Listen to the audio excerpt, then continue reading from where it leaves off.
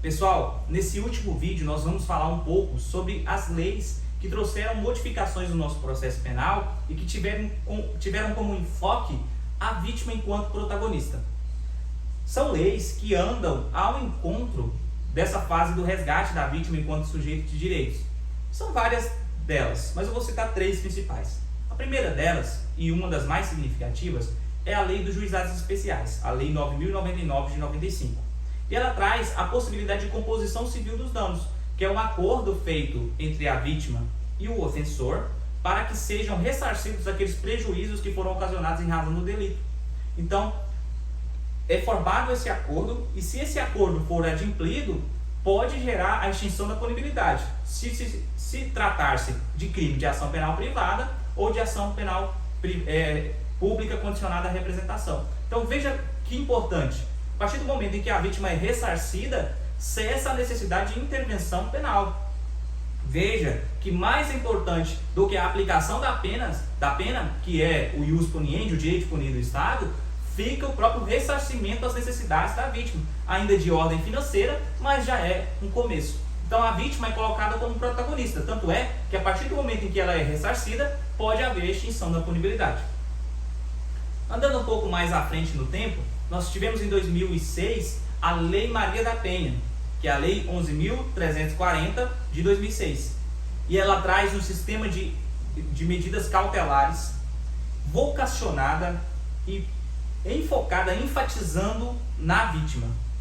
São medidas cautelares que não se destinam apenas a garantir o resultado útil do processo, como são a maioria daquelas medidas cautelares do artigo 319 do Código de Processo Penal.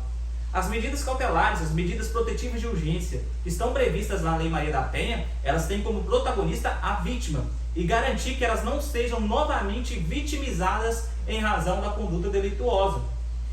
Impedir que exista, inclusive, uma escalada de violência em que uma vítima, a princípio de um crime menor, torna-se vítima de um crime fatal, por exemplo. Então, a Lei Maria da Penha, ela traz um sistema de medidas cautelares que tem como foco a vítima. E daí nós já podemos dizer que há um protagonismo da figura da vítima. Um pouco mais à frente, no ano de 2017, nós tivemos a lei que estabelece garantias para as crianças e adolescentes vítimas ou testemunhas de violência. Trata-se de uma lei que busca evitar a revitimização. O principal enfoque dessa lei é evitar a revitimização, a nossa vitimização secundária, que é aquela que é ocasionada pelos agentes do sistema de justiça criminal, seja no atendimento nas delegacias, seja no próprio Poder Judiciário. Quando se trata de vítima criança e adolescente, nós temos uma vulnerabilidade agravada, porque além de serem um público que estão em estágio de desenvolvimento e que são sujeitos de direitos, em especial vulnerabilidade, também são vítimas ou testemunhas de crimes violentos. Quando nós temos essa situação, essa lei vai trazer dois mecanismos muito importantes para que a oitiva dessas testemunhas ou vítimas de violência seja feita da maneira menos gravosa possível. Daí a gente falar em depoimento sem dano, por exemplo. E esses dois instrumentos são principalmente a escuta especializada e o depoimento especial, que ele é feito ali com a ajuda de profissionais da psicologia e assistentes sociais que possam auxiliar que na oitiva dessas pessoas, já em especial vulnerabilidade, não haja o ocasionamento de mais danos. Então, através do depoimento especial, escuta especializada, isso é feito de uma maneira mais efetiva. Contudo, pessoal, como já dito no vídeo anterior, que foi aquele vídeo mais eminentemente reflexivo, a simples existência dessas leis não basta. Se nós não tivermos um olhar efetivamente restaurativo, que enxergue a vítima como um sujeito de direitos, como alguém digna de proteção e tutela, pode haver as melhores leis do mundo, que não adiantará. Se nós não modificarmos os nossos procedimentos, as nossas formas de atendimento, de acolhimento da vítima, se esse convite à vítima não for realmente efetivo, não adiantará. Para isso, há todo um sistema principiológico que nós trouxemos no nosso material didático, que inclui, sobretudo, vou citar três: a participação, a inclusão e a voluntariedade. A vítima deve ser chamada a participar do processo, mas não numa condição de sujeito passivo, numa condição de sujeito ativo, numa condição de sujeito de direitos. Esse convite, ele é feito deixando claro que se trata de uma situação voluntária. A vítima não pode ser obrigada a participar do processo através de uma condição coercitiva, por exemplo. Ela deve ser chamada a participar, porque isso será importante para a própria tutela dos seus direitos. E nós temos que ter em mente uma efetiva inclusão. E que incluir não é somente trazer para o processo. É trazer para o processo com uma condição especial de alguém que está ali para resolver um conflito que lhe ocasionou danos. E que esses danos devem ser ressarcidos. E não somente de ordem financeira. Muitas vezes a vítima está atrás de um pedido de perdão, de um reconhecimento autêntico e verdadeiro de uma responsabilidade por parte do ofensor, para que o ofensor reconheça que causou àquela vítima danos. Isso às vezes é mais importante do que a aplicação de uma pena.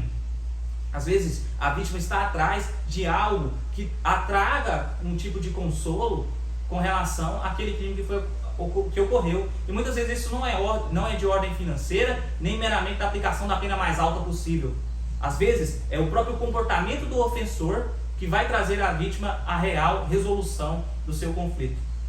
Por isso, a justiça restaurativa vem para instrumentalizar e para incentivar a tomada da responsabilidade por parte do ofensor como alguém que também é protagonista da resolução desse conflito, demonstrando para a vítima que ele sabe que ele errou e que ele está buscando uma forma de reparar aquilo que foi praticado. Isso é mais importante do que o mero cumprimento da pena, que na maioria das vezes não muda nada na vida da vítima.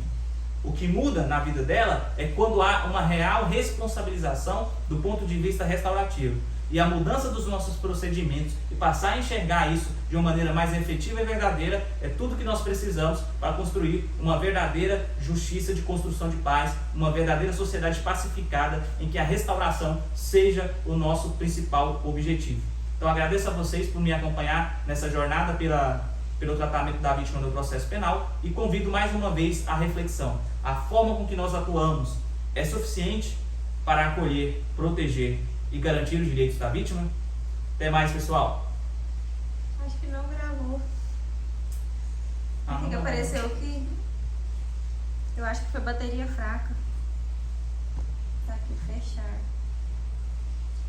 Tenta pausar. Tá gravando. Fecha e pausa. Pausa.